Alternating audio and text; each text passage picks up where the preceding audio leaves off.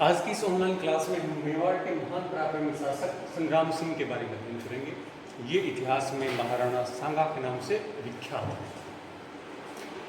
इन्होंने मेवाड़ के छिने हुए समस्त प्रदेशों पर पुनः प्रभुत्व स्थापित किया, अपने अधिकार में लेकर आए। इसके साथ इन्होंने अपने पराक्रम के बल पर और अपने कूटनीतिक सूझबूझ के बल पर राजस्थान की रियासतों को सांगा का नेतृत्व स्वीकार करने पर भी मजबूर किया। इसके साथ साथ जो पड़ोसी रियासतें थी, मुस्लिम रियासतें, गुजरात, मालवा और दिल्ली, इन मुस्लिम राज्यों से भी मेवाड़ की सुरक्षा की। इनके बारे में जानकारी से पहले हमें थोड़े से इनके ऐतिहासिक पृष्ठभूमि के बारे में चर्चा करना आवश्यक है। उसके बारे में चर्चा कर लेते हैं, इनकी ऐतिहासिक पृष्ठभूमि के बारे में।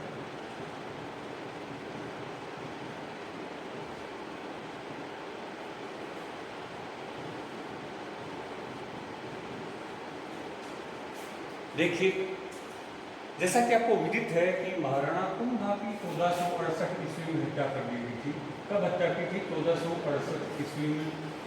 उन्हीं के ज्येष्ठ पुत्र उद्दा द्वारा, और वो शासक बन गए थे बाद में। परंतु मेवाड़ के जो सामंत थे, विश्वास पात्र वफादार सामंत थे, उन्होंने क्या किया? उद्दा को अपना शासक स्वीकार नहीं किया, क्योंकि इसके द्वारा अपने यानी पिता की हत्या करने के बाद पितृहंता होने की वजह से इनको मेवाड़ का शासक वहाँ के सामंतों ने स्वीकार नहीं किया। और उन्होंने क्या किया? कुंभा के दूसरे पुत्र, जिसका नाम था रायमल, उनको आमंत्रित किया। वो उसमें कहाँ पर थे? ईडर में। ईडर कहाँ पर है? गुजरात में। लेकिन गुजरात में इनकी ससुराल थी, इनकी रायमल की, वहाँ पर गए हुए थे। जब उनको पता चला कि कुंभा की हत्या हो गई है और मेवाड़ के सामंतों ने जब इनको आमंत्रित किया शासक बनने के लिए, तो ये आए और उद्दा और रायमल की सेनाओं के बीच एक जगह है उदयपुर के दक्षिण में, जिसका नाम है जाओ। वहाँ पर युद्ध होता है, उसमें उद्दा परास्त होता है। उद्दा ने परास्त होने के बाद में क्या किया? अपने पड़ोसी राजपूत रियासतों के प्रति लचीली नीति को आगे बढ़ाया, जिसके तहत सिरोही के देवरा शासकों ने क्या किया? अबूवाल इलाके पर अधिकार कर लिया और मारवाड़ के जोधा ने तारागढ़ अजमेर वाले इलाके पर अधिकार कर लिया। इसके साथ साथ जो जोधा का लड़का था, कौन? दूधा, उसने सांभर पर अधिकार कर लिया। इसके पीछे उद्दा का जो लक्ष्य था वो क्या था? ताकि इन पड़ोसी रियासतों की सहानुभूति, सहयोग किसको मिल सके? उद्दा यानी उदय सिंह को मिल सके। उद्दा उदय सिंह के नाम से शासक बने थे। इसलिए उन्होंने इस नीति का अवलंबन किया। परंतु इस नीति से क्या हुआ? जो मेवाड़ के दूसरे सामंत थे, यानी उद्दा के पक्ष में थे, वो भी रुष्ट हो गए थे, वो रायमल के पक्ष में चले गए। और उसके बाद में उद्दा को पुनः पानगढ़ और चित्तौड़ नामक स्थानों पर पराजय का सामना करना पड़ा और बाद में उद्दा भाग करके कुंभलगढ़ चला गया। परंतु 1473 ईस्वी में कुंभलगढ़ से भी मेवाड़ी सेना ने उसको निकाल बाहर फेंका और उद्दा भाग करके मालवा के शासक के दरबार में चला गया। अब उद्दा कहाँ चला गया है? मालवा। उद्दा चला गया है, मालवा चला गया है। और मालवा में उसमें जो शासक था उसका नाम था गयासुद्दीन। गयासुद्दीन के साथ एक वार्ता की उद्दा ने और इसके साथ साथ अपनी पुत्री का विवाह का प्रस्ताव भी रखा। लेकिन इसी दौरान उद्दा की बिजली गिरने से मौत हो जाती है। उद्दा के दो पुत्र उस समय मालवा में ही थे। उनके प्रोत्साहन पर गयासुद्दीन ने क्या किया? मेवाड़ पर आक्रमण किया, परंतु उनको कोई सफलता नहीं मिली और इस वजह से उद्दा के जो दोनों पुत्र थे वो बीकानेर भाग गए। अब क्या होता है? अगले शासक बनते हैं मेवाड़ के रायमल, यानी 1468 से 1473 तक अगर उद्दा को माने तो रायमल का शासन होता है। बाद में रायमल शासक बनते हैं 1473 ईस्वी में और उन्होंने 1509 ईस्वी तक के लंबे समय तक मेवाड़ का नेतृत्व किया, शासन का संचालन किया। परंतु न तो ये पराक्रमी शासक थे और न ही कूटनीतिज्ञ शासक थे, जिसकी वजह से क्या हुआ? मेवाड़ के जो क्षेत्र उनकी पड़ोसी रियासतों ने, जैसे कि सिरोही के शासकों ने, जैसे मारवाड़ के शासकों ने छीन लिए थे, उनको पुनः प्राप्त करने का कोई विशेष प्रयत्न नहीं किया। इसके अलावा मालवा के शासक था गयासुद्दीन, उसने भी क्या किया? जो हाड़ौती वाला इलाका है, बूंदी वाला इलाका है, टोडा वाला इलाका, रणथंभौर का इलाका, इसके ऊपर अधिकार कर लिया। यानी मालवा के शासक उसमें गयासुद्दीन थे। इसने क्या किया?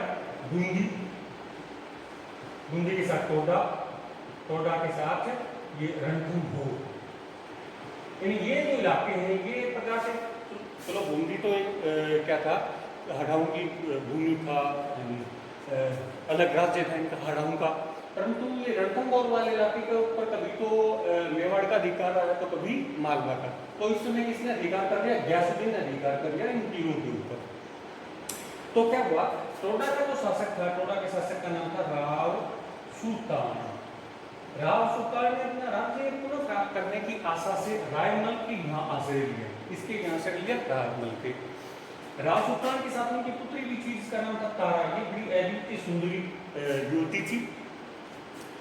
और राव सुल्तान ने घोषणा की थी कि जो भी साहसी युवक, साहसी राजा उसका छिना हुआ राज्य पुनः दिलवाएगा, यानी जो मालवा के शासक ने छीन लिया था टोडा का राज्य, उसको पुनः दिलवाएगा, उसके साथ वह अपनी पुत्री तारा का विवाह कर देगा। जब ये रायमल के दरबार में आते हैं तो यहाँ पर रायमल का एक पुत्र था जिसका नाम था जयमल, ये दूसरे नंबर का पुत्र था। जयमल ने राव सुल्तान के साथ और तारा के साथ अशिष्ट व्यवहार किया। इस पर राव सुल्तान ने क्या किया, जयमल का वध कर दिया। इसके बाद में रायमल का जो सबसे बड़ा पुत्र था जिसका नाम था पृथ्वीराज, पृथ्वीराज ने क्या किया, मेवाड़ी की सेना की सहायता से टोडा पर आक्रमण किया और मालवा के सैनिकों को परास्त करके यहाँ से निकाल बाहर फेंका और टोडा का राज्य किसको सौंप दिया, राव सुल्तान को सौंप दिया। इस पर राव सुल्तान ने प्रसन्न होकर के अपनी पुत्री तारा का विवाह किसके साथ कर दिया, पृथ्वीराज के साथ कर दिया। तो इस प्रकार से ये बहादुरीपूर्ण कार्य किया गया पृथ्वीराज के द्वारा। परंतु जब पृथ्वीराज ने टोडा पर अधिकार कर लिया तो मालवा का शासक बड़ा रुष्ट हुआ और मालवा के शासक ने क्या किया, जो मेवाड़ के उत्तरी इलाके थे, अजमेर, फिर अजमेर के उत्तर में जो दूसरे पड़ोसी इलाके थे, आमेर है, नरेना है, सीकर है, इस इलाके पर अभियान करके उनके ऊपर अधिकार कर लिया। परंतु जैसे ही मालवा का शासक वापस लौटा अभियान करके, वैसे ही पृथ्वीराज ने पुनः आक्रमण करके अजमेर जो उसका सीमावर्ती इलाका था मेवाड़ का, उस पर पुनः अधिकार कर लिया। इस घटना से रुष्ट होकर के, यानी गयासुद्दीन के बाद में यहाँ पर शासक बने जिसका नाम था नासिरुद्दीन।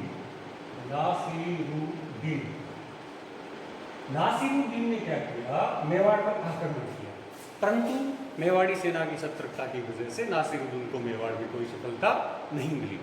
तो ये थोड़ा सा हमने रायमल के समय के दौरान जो घटी विभिन्न घटनाएं थी उनके बारे में चर्चा की। अब हम देख लेते हैं मेवाड़ के परिवार के बारे में, रायमल के परिवार के बारे में। उसमें से उनको काफी दिक्कतों का भी सामना करना पड़ा।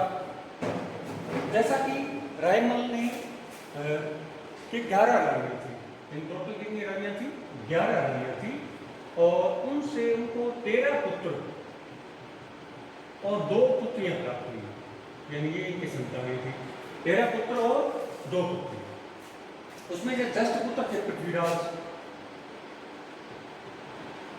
और दूसरे थे जयमल, और तीसरे थे सांगा, यानी जो महाराणा संग्राम सिंह के नाम से शासक बने। तो ये ज्येष्ठ पुत्र थे, इसके साथ साथ 2 उनके संबंधी थे जिसका नाम था सारंगदेव और दूसरे का नाम है सूरजमल।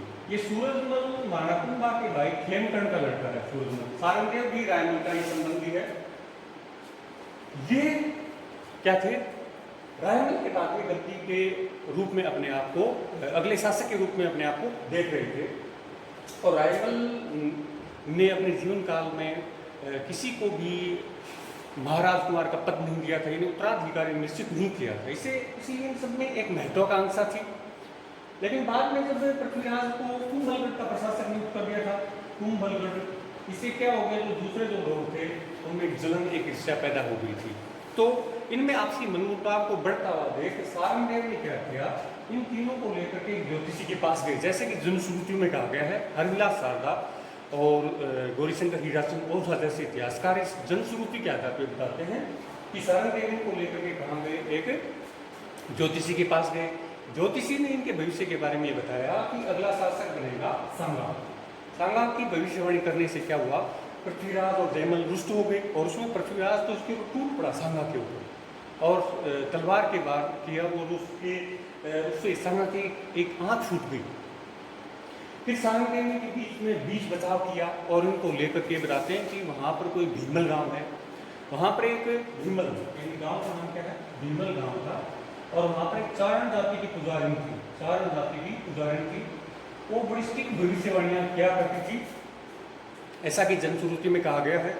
तो उसके पास गई चारण जाति की पुजारिन के पास, तो इसने भी ज्योतिषी की भविष्यवाणी को ही सही बताया। तो इस पर पुनः इनमें आपसी संघर्ष हो गया राजकुमारों में। तो इस अवसर पर सांगा ने अपने जीवन की रक्षा के लिए गोडवाड़ होते हुए, यानी पाली वाले रास्ते से होते हुए कहाँ की ओर चले गए, ये अजमेर चले गए। अजमेर में उस समय जो प्रशासक थे उनका नाम था करमचंद पंवार। करमचंद पंवार प्रशासक था अजमेर का। यहाँ पर है ये अजमेर। अब हम देख लेते हैं इन दो राजकुमारों के बारे में। अब जैसा कि आपको विदित है, जयमल तो मारा गया था टोडा के शासक राव सुल्तान के हाथों, क्योंकि इसने उनके साथ अशिष्ट व्यवहार किया था। और पृथ्वीराज के बारे में अब हम चर्चा करेंगे। इन पृथ्वीराज पराक्रमी व्यक्तित्व का धनी था, और इनकी बहन का विवाह हुआ था सिरोही के शासक जगमाल के साथ। सिरोही के शासक थे जगमाल। जगमाल ने बड़ा अशिष्ट व्यवहार करता था, उसको परेशान करता था, किसको, पृथ्वीराज की बहन को। तब पृथ्वीराज समझाने के लिए सिरोही गया था जगमाल को, और समझाने के बाद में जब ये वापस जा रहा था तो जगमाल ने उसको विषयुक्त लड्डू दे दिए रास्ते में खाने के लिए, और उन लड्डुओं को खाने से पृथ्वीराज की मृत्यु हो गई। तो बचा कौन, सांगा। इसके साथ साथ सूरजमल को जब मेवाड़ में अपना भविष्य सुनिश्चित नहीं दिखाई दिया गया तो एक कांठड़ वाले इलाके में चला गया, कांठल वाले इलाके में, और सारंगदेव पहले ही मारा गया था पृथ्वीराज के हाथों में। तो इस प्रकार से एकमात्र उत्तराधिकारी जो योग्य उत्तराधिकारी था सांगा, जो उस समय कहाँ पर था, अजमेर में करमचंद पंवार के आश्रम में। तो ऐसी स्थिति में जबकि दोनों ज्येष्ठ राजकुमारों की मौत हो चुकी थी, तब रायमल के पास संदेश भेजा करमचंद पंवार ने कि उसका एक पुत्र कौन, सांगा, उसके आश्रय में है। तब रायमल ने इनको बुलाया, किसको, सांगा को, और सांगा को महाराज कुमार का पद दिया गया। उसके बाद में मई 1509 ईस्वी में, मई 1509 ईस्वी में क्या हो गया, देहांत हो गया किनका, रायमल का। रायमल के देहांत के बाद में अगले शासक बनते हैं कौन, महाराणा सांगा संग्राम सिंह। तो मई 1509 ईस्वी में राज्यारोहण होता है किनका, महाराणा सांगा का। उससे पहले रायमल शासक थे। तो अब हम देखते हैं महाराणा सांगा के बारे में अगले वीडियो।